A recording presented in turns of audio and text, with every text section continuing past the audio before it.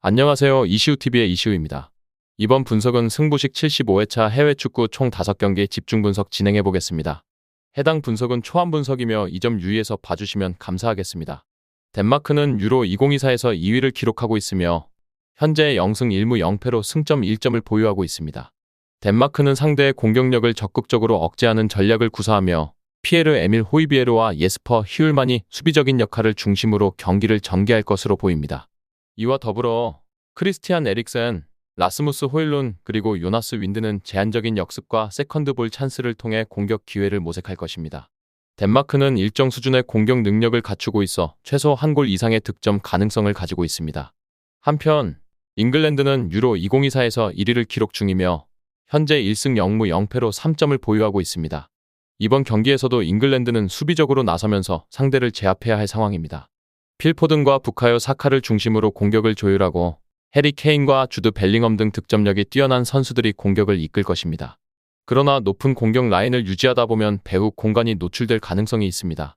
이러한 요소를 고려할 때 경기에서 득점과 실점 모두 발생할 가능성이 큽니다.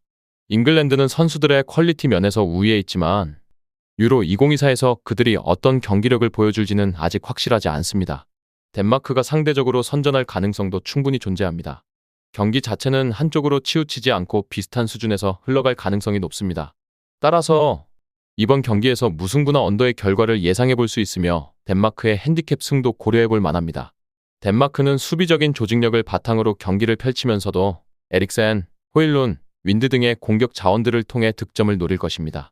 반면 잉글랜드는 포든, 사카, 케인, 벨링엄 등의 뛰어난 선수들을 활용해 공세를 펼칠 것이지만 덴마크의 수비적인 대응과 맞물려 접전 양상이 펼쳐질 것으로 보입니다. 스페인은 최근 경기에서 매우 훌륭한 경기력을 보여주고 있습니다. 경기 흐름을 지배하는 가운데 알바로 모라타와 라민 야말 같은 선수들이 결정적인 순간에 골을 기록하며 팀에 긍정적인 영향을 미치고 있습니다. 크로아티아와의 경기에서 비교적 높은 실점 기대 수치를 기록한 것은 아쉽지만 후반전에 수비 모드로 전환한 점을 고려해야 합니다. 이 과정에서 페널티킥을 허용한 것 외에는 큰 결점이 없었고 전체적으로 1차전의 경기력은 매우 좋았다고 평가할 수 있습니다. 이탈리아의 경기력은 여전히 불안정한 모습을 보이고 있습니다. 알바니아를 상대로 승리했지만 1대1 상황에서의 결정력 부족과 상대에게 1대1 찬스를 허용하는 등 불안한 모습을 노출했습니다. 팀 전술적으로는 3백과 4백을 혼용할 것으로 예상되지만 이탈리아의 공격수들은 전반적으로 결정력이 부족한 모습을 보이고 있습니다. 지난 경기에서도 잘루카 스카마카가 1대1 상황에서 골키퍼에게 막히는 슛으로 찬스를 무산시키는 장면이 이를 잘 보여줍니다. 종합적으로 스페인이 이탈리아보다 유리한 위치에 있다고 판단됩니다.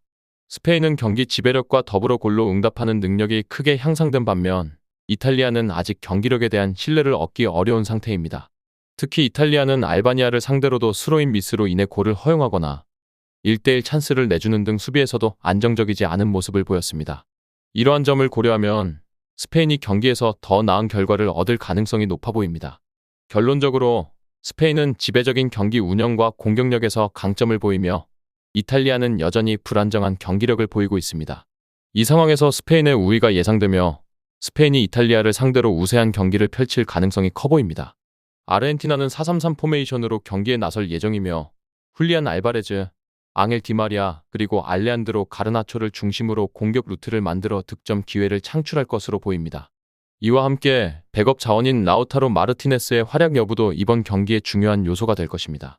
반면 캐나다는 3-4-1-2 포메이션을 활용할 것으로 예상되며 마요르카의 공격수 카일 레린과 플레이메이커 조나단 데이비드를 중심으로 공격 패턴을 구성하여 득점을 노릴 것입니다.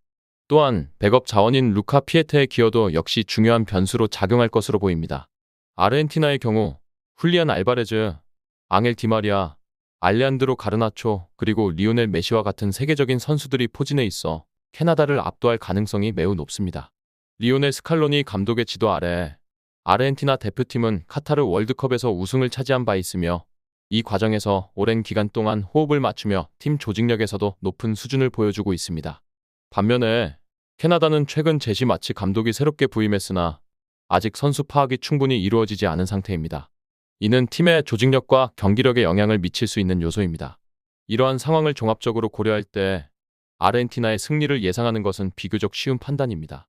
따라서 이 경기에서는 승무패보다는 오히려 언오버 배팅을 고려하는 것이 더 현명한 선택이 될 수 있습니다. 아르헨티나가 상대적으로 압도적인 경기력을 바탕으로 다득점을 기록할 가능성이 높기 때문입니다. 아르헨티나 혼자서도 경기의 오버를 성립시킬 수 있는 잠재력이 크다고 볼 수 있습니다.